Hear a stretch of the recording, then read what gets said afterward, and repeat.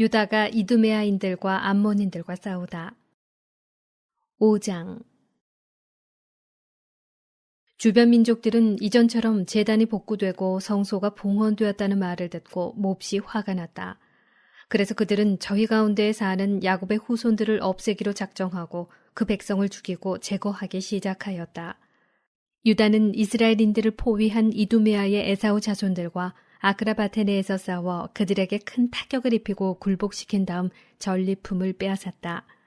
그리고 길목에 숨어 있다가 이스라엘 백성에게 올가미와 덫을 씌우곤 하던 부온 자손들의 악행을 기억하고는 그들을 여러 탑에 가두고 애워쌌다. 유다는 그들을 완전히 없애버리기로 맹세하고 탑과 그 안에 있는 자들을 모두 불태워버렸다.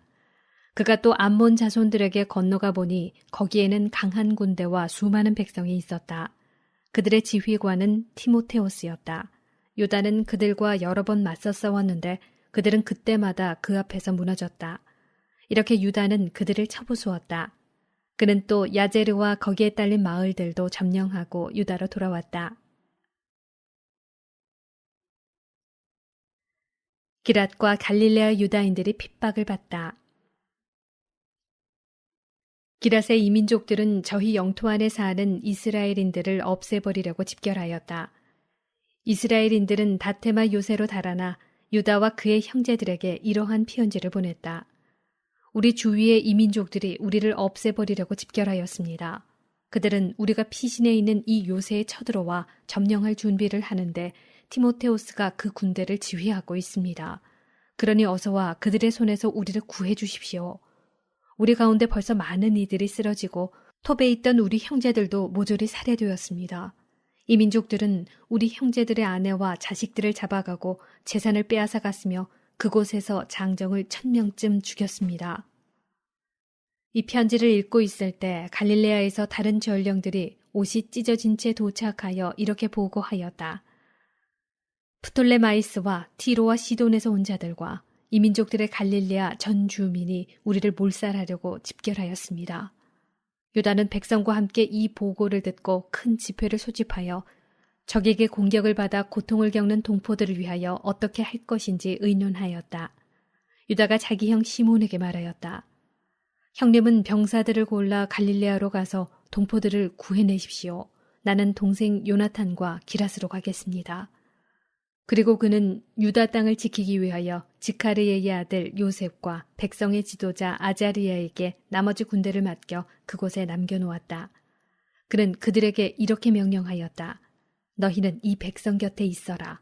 우리가 돌아올 때까지 이 민족들과 싸우려고 하지 마라. 갈릴레아로 가는 시몬에게는 병사 3000이 배당되고 기랏으로 가는 유다에게는 병사 8000이 배당되었다. 기랏과 갈릴레아 유다인들을 구출하다. 시몬은 갈릴레아로 가서 이민족들과 여러 차례 맞서 싸웠다. 이민족들이 그 앞에서 무너지자 그는 프톨레마이스 성문까지 뒤쫓아갔다. 이민족들의 병사가 3000명쯤 쓰러지고 시몬은 그들에게서 전리품을 거두었다. 그는 갈릴레아와 아르바타에 살던 동포들 그리고 그 아내들과 아이들과 모든 재산을 되찾고 크게 기뻐하며 그들을 유다 땅으로 데려왔다. 유다 마카베오와 그의 동생 요나탄은 요르단을 건넌 다음 광야에서 사흘 길을 진군하였다. 그곳에서 그들은 나바테아인들을 만났는데 그들은 유다의 군대를 평화롭게 맞이하면서 기랏의 유다 동포들에게 일어난 일을 낱낱이 일러주었다. 큰 요새 성읍들인 보소라, 보소르, 알레마, 카스포, 마켓, 카르나임에 동포들이 많이 갇혀있고 기랏의 나머지 성읍들에도 덜어 갇혀있다는 것이었다. 그리고 적들은 그 이튿날 요새들을 공격하여 점령하고 단 하루에 이들을 모두 없애버리기로 하였다는 것이다.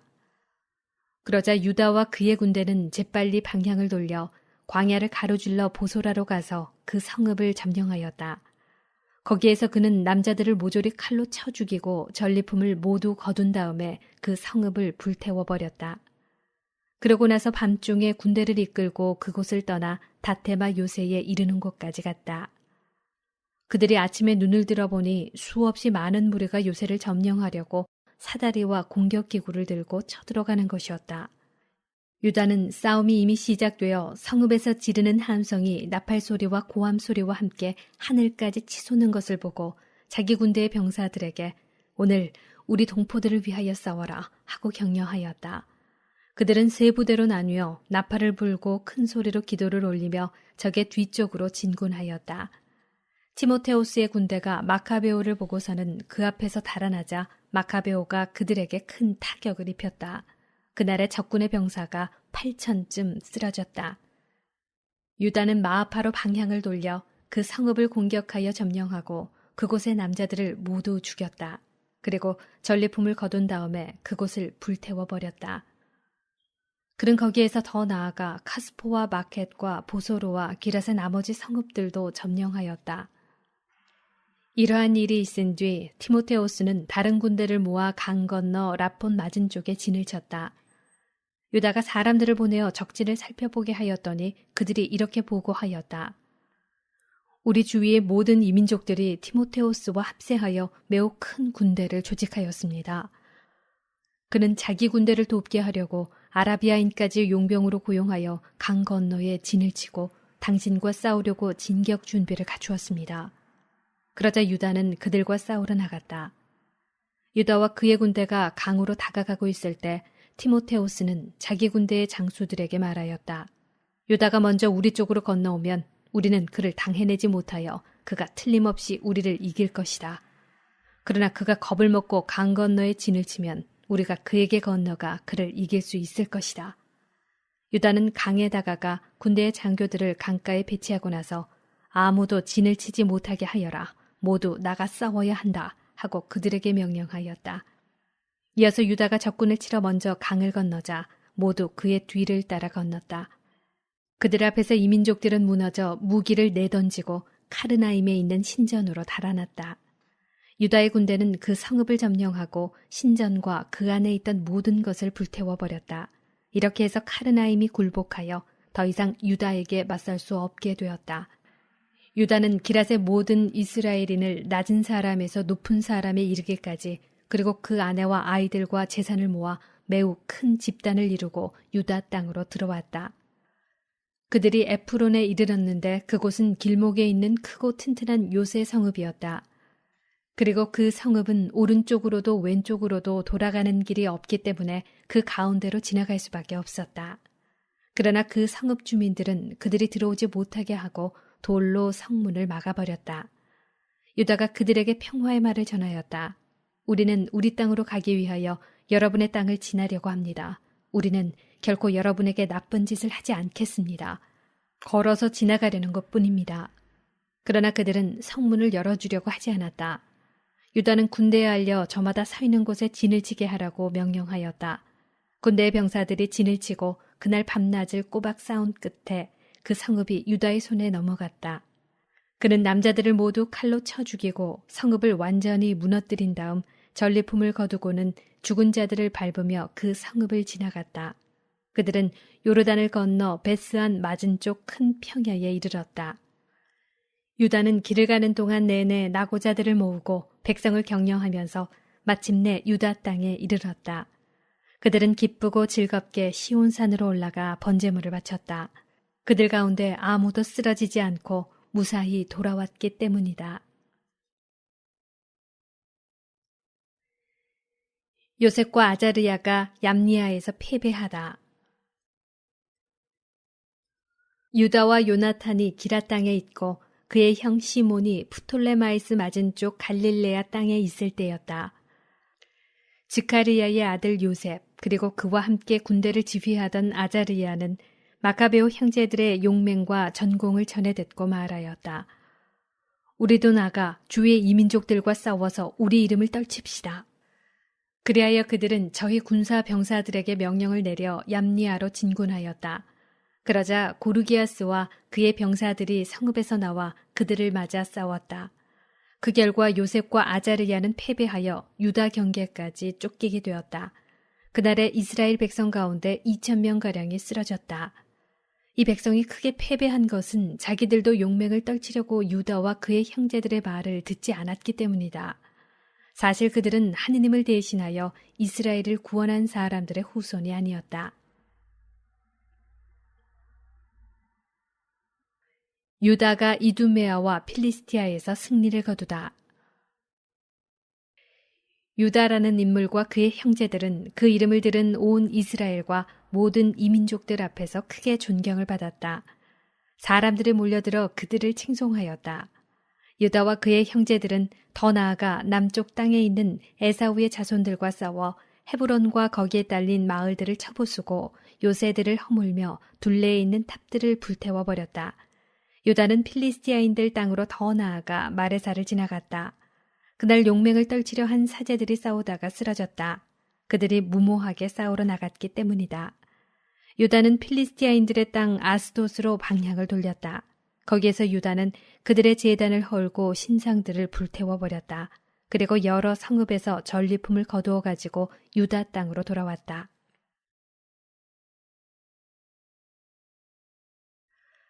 안티오코스 에피파네스가 죽다. 6장. 안티오코스 임금은 내륙의 여러 지방을 돌아다니다가 페르시아에 있는 엘리마이스라는 성읍이 은과 금이 많기로 유명하다는 말을 들었다. 그 성읍의 신전은 무척 부유하였다. 거기에는 마케도니아 임금 필리포스의 아들로서 그리스의 첫 임금이 된 알렉산드로스가 남겨놓은 금방패와 가슴바지 갑옷과 무기도 있었다. 안티오코스는 그 성읍으로 가서 그곳을 점령하고 약탈하려 하였으나 그 계획이 성읍 주민들에게 알려지는 바람에 그렇게 할 수가 없었다. 그들이 그와 맞서 싸우니 오히려 그가 달아나게 되었다. 그는 크게 실망하며 그곳을 떠나 바빌론으로 향하였다.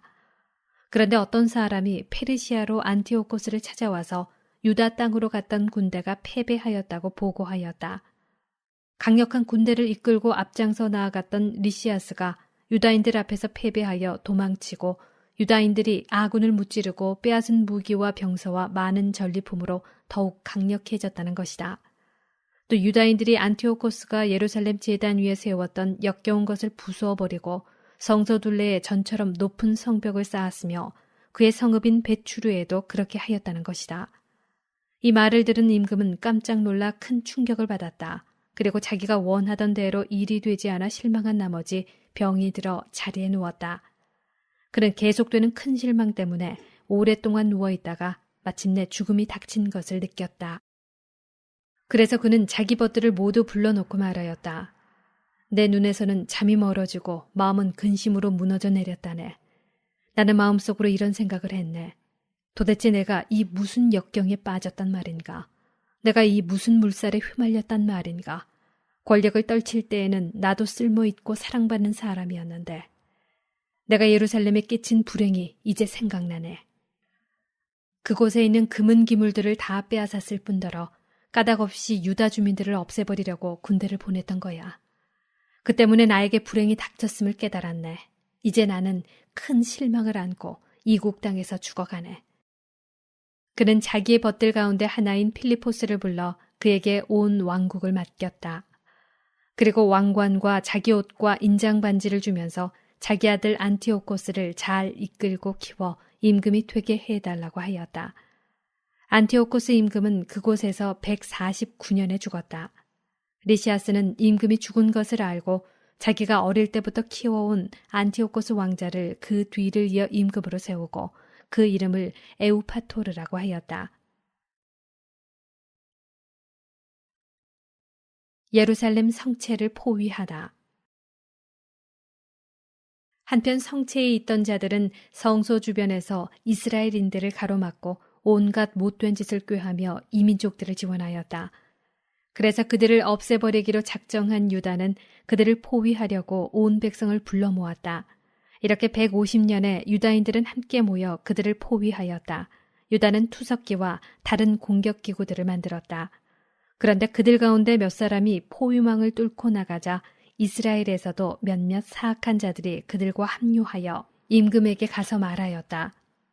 임금님께서는 언제까지 정의의 실행을 미루시면서 저희 형제들의 원수를 갚아주지 않으려 하십니까? 저희는 임금님의 아버지를 기꺼이 섬기고 그분의 말씀에 따라 살아왔으며 그분의 명령을 따랐습니다. 그 때문에 저희 동족이 성체를 포위하고 저희와 사이가 나빠졌습니다. 더구나 그들은 저희를 닥치는 대로 죽이고 저희 재산을 강탈하였습니다. 그들은 저희뿐 아니라 자기들과 경계를 이루는 모든 지역에까지 손을 뻗쳤습니다. 보십시오. 오늘도 그들은 예루살렘에 있는 성체를 점령하려고 진을 쳤습니다. 또한 성소와 배추로도 요새로 만들었습니다. 서둘러서 그들을 먼저 막지 않으시면 그들은 이보다 더 큰 일을 저지를 것이며 그렇게 되면 임금님께서도 그들을 제지하실 수 없을 것입니다.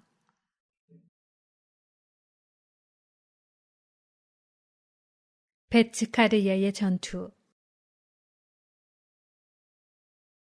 이 말을 듣고 임금은 화가 나서 자기의 버신 군대 장수들과 기병대 장수들을 모두 불러 모았다. 다른 여러 나라와 바다의 여러 섬에서도 용병들이 그에게 왔다. 그의 군대 수는 보병 10만, 기병 2만, 그리고 전투에 익숙한 코끼리가 32마리였다. 이들은 이두메아를 지나 베추르를 향하여 진을 치고 여러 날 동안 싸우며 공격 기구들을 만들었다. 그러나 유다인들도 나가서 그 기구들을 불태우며 용감하게 싸웠다. 유다는 성체를 떠나 임금의 진영 맞은쪽 벳즈카르야에 진을 쳤다. 그러자 임금은 아침 일찍 일어나 급히 군대를 이끌고 벳즈카르야로 가는 길을 따라 진군하였다. 그의 군대는 전투 대열을 갖추고 나팔을 불었다. 또 코끼리들을 잘 싸우게 하려고 포도즙과 오디즙을 보여 자극시키고 나서 그 짐승들을 전열에 나누어 배치하였다. 그들은 코끼리마다 쇠사슬 갑옷으로 무장하고 머리에는 청동 투구를 쓴 보병 1000명을 배열시켰으며 또 코끼리마다 정예 기병 500명도 배치하였다. 코끼리가 있는 곳에는 어디나 기병들이 먼저 가 있었고 코끼리가 이동하면 함께 이동하여 코끼리를 떠나는 일이 없었다. 코끼리 등에는 단단한 나무탑을 얹어 덮고 그것들을 특별한 기구로 고정시켰다. 나무탑에는 전투를 벌이는 군대의 병사 4명과 인도 사람 하나가 타고 있었다. 임금은 나머지 기병들을 군대의 양날개 이쪽 저쪽에 배열하여 전열의 보호를 받으며 적을 혼란시키게 하였다. 태양이 금과 구리로 된 방패들을 비추니 타오르는 횃불처럼 산들이 번쩍였다.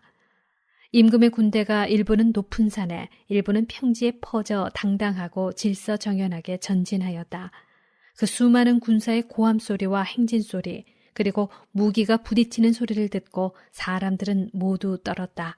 그 군대는 실로 매우 크고 강하였다. 그러나 유다와 그의 군대가 다가가 싸우자 임금의 군대에서 병사 600명이 쓰러졌다. 하우아란이라고 하는 에라자르는 코끼리들 가운데 임금의 갑옷으로 무장하고 다른 어느 코끼리보다 큰 코끼리를 보고 거기에 임금이 타고 있으리라 여겼다. 그는 자기 백성을 구하고 제 이름을 영원히 남기기 위하여 목숨을 바치기로 하였다. 그가 용감하게 전열 한가운데로 뛰어들어 오른쪽과 왼쪽에 있는 자들을 쳐 죽이자 적이 양쪽으로 갈라졌다. 그는 코끼리 아래로 들어가 그것을 밑에서 찔러 죽였다. 그러나 코끼리가 자기를 덮치며 땅에 쓰러지는 바람에 그도 그 자리에서 죽었다.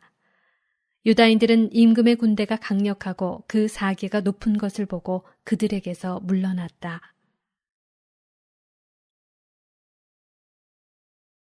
벳추르가 점령되고 시온이 포위되다.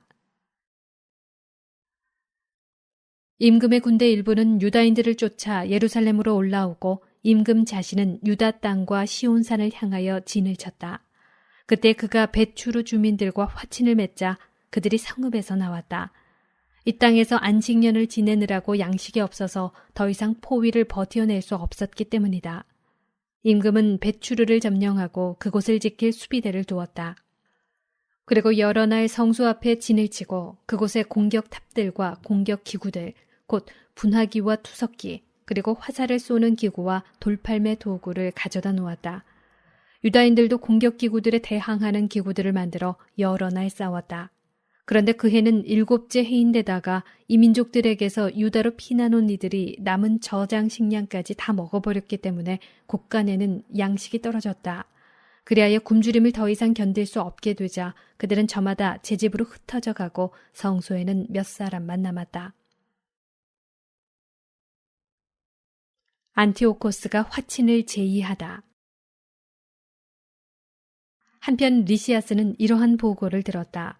안티오코스 임금이 죽기 전에 필리포스에게 자기 아들 안티오코스를 키워 임금으로 세우라고 분부하였는데 이 필리포스가 임금과 함께 출정하였던 군대를 이끌고 페르시아와 메디아에서 돌아와 정권을 잡으려고 한다는 것이었다.